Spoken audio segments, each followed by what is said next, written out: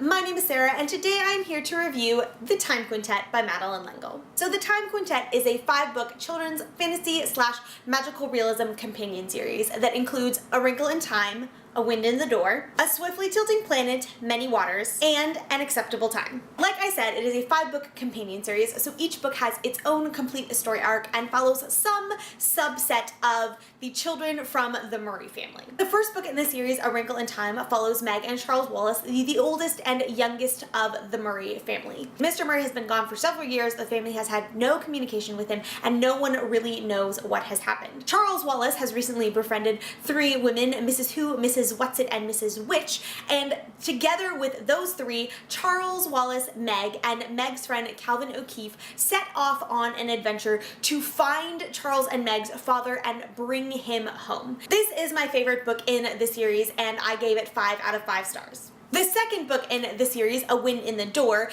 again deals with Meg and Charles Wallace, though in this particular story we follow Meg's story a bit more closely. Shortly before Charles Wallace falls deathly ill, he sees what he thinks is a dragon in the vegetable garden. It turns out to be a cherubim named Prognoscus, and together he and Meg, and once again Meg's friend Calvin O'Keefe, set out on a journey to go deep inside Charles Wallace and fight off the Ecthoi, who are those who hate, and restore joy and harmony and life to Charles Wallace and, as a result, the rest of the world. This is my second favorite in the series, and again I gave it 5 out of 5 stars. The third book in the series, A Swiftly Tilting Planet, focuses a bit more on Charles Wallace's story. This one takes place several years after the events of A Wrinkle in Time and A Wind in the Door, and so Charles Wallace is now a teenager, Meg is married and pregnant with her first child. The entire family is together home for Thanksgiving, and Mr. Murray gets a phone call from the President of the United States telling him that a man named Mad Dog Branzello is threatening nuclear war.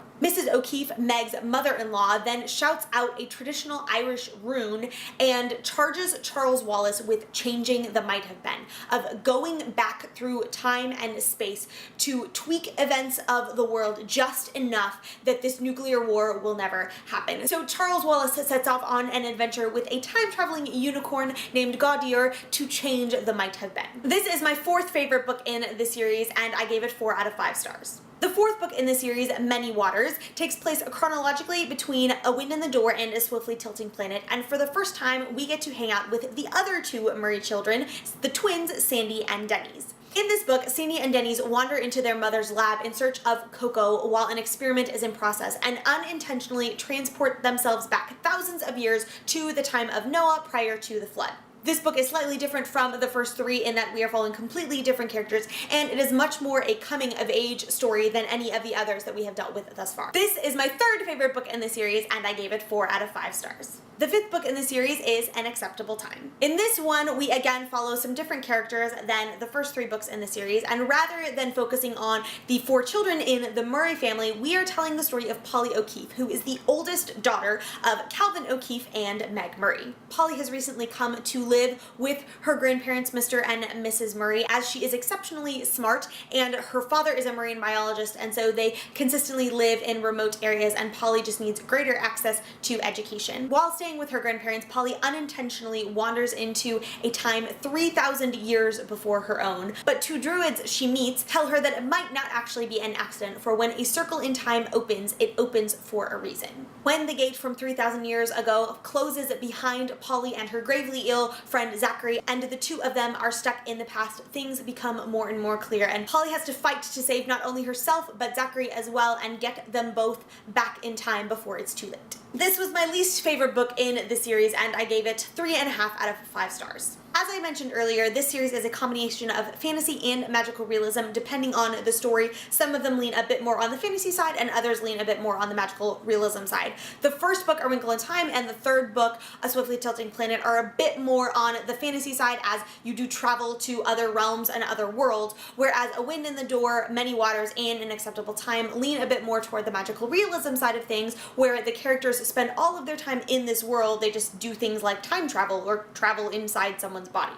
One of the major things that I love about this series so much is Madeleine L'Engle's writing style. Since she's writing for children, it is a relatively simple style of writing. There's not extensive vocabulary or anything like that, and she says things pretty plainly, but she has this incredible way of weaving theological ideas and philosophical truths and just really thought-provoking things about life and faith into these stories that to this day absolutely astounds me. In the first 4 books in the series, the character development of Meg, Charles Wallace, and Sandy's and Denny's is really, really solid.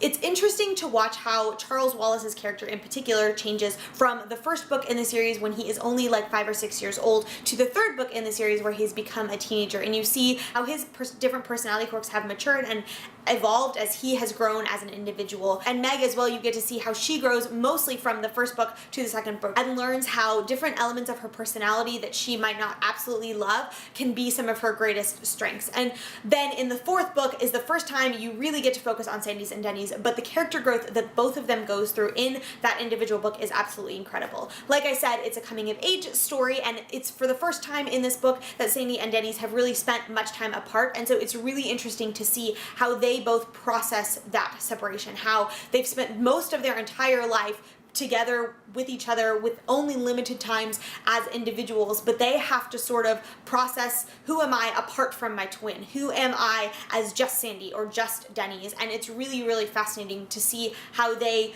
grow and how they are then still similar but also unique individuals. The only book where I don't feel that the character development was quite as strong is An Acceptable Time. Polly O'Keefe just doesn't come across as nearly a compelling or well-developed character as some of the other books, and An Acceptable Time is one of the longest books in this series, and so it takes a fair amount of time for the plot really to get going. And so of the books in general, I really, really enjoy them, but it does sort of take a downward slope. Like I said, the first 2 books are 5-star books for me, the 3rd and 4th books are 4-star books for me, and the 5th book is my lowest rating, which is 3.5 stars. I actually only discovered that An Acceptable Time exists about a year ago. I've spent the better part of the last 15 years believing this was the time quartet, and only recently, like I said, discovered that An Acceptable Time was a thing and that it was a time quintet. But having read that book earlier this year, I felt like I could have gone on believing it was just a quartet for the rest of my life, and I wouldn't have missed that much. Overall, it is a fantastic, wonderful series. The writing is lovely, the characters for the most part are really well developed, the plots are all very interesting, and most of the books, because they're written for children, are in the 200 to 300 page range, so they're relatively short, relatively quick reads, but all really